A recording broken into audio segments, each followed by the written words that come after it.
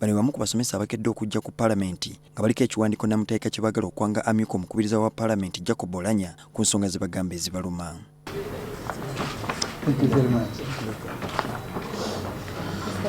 Batutulidde Oulanya engeri omutindo gw'ebyenjigiriza gye guserebyemu naddala mu masomero ga gavumenti gonna.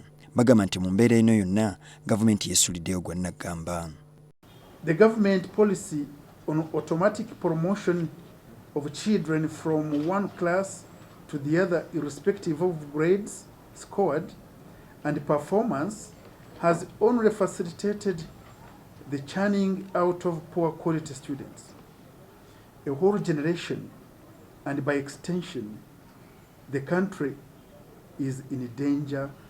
Wano bagalira Palamenti okulaba ng'omusala gwabwe gwongezebwa okuwaliriza abazadde okutandika okutoola ensimbi ezinaaguliranga abayizi emmere ku masomero.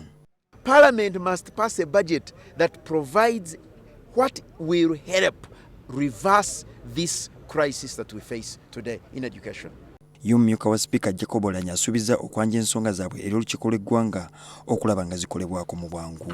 Kyokka naye asabye abazadde obuteesuulirayo gwannagamba mu kulabirira abayizi naddala nga babafunira ebyetaagisa okusoma. In the past, these parents used to afford these things.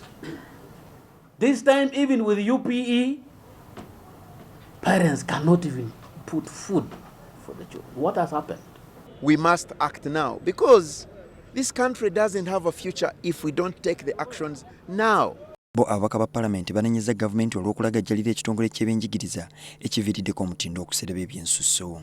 Automatic promotion yobaana ne tuyisa buyisa muwawa ebyo byonna byonoonye enjigiriza ebyenjigiriza mu ggwanga. N'olwekyo nze ekyokwediima ky'abasomesa sibanenyaamu n'omulundi n'ogumu. Bino ebijjidde nga akediimo k'abasomesa kayingidde olunaku olw'okubiri nga bawakanya ekya gavumenti obutafaayo ku byanjigiriza mu ggwanga. Julius Senkandwa, NTV.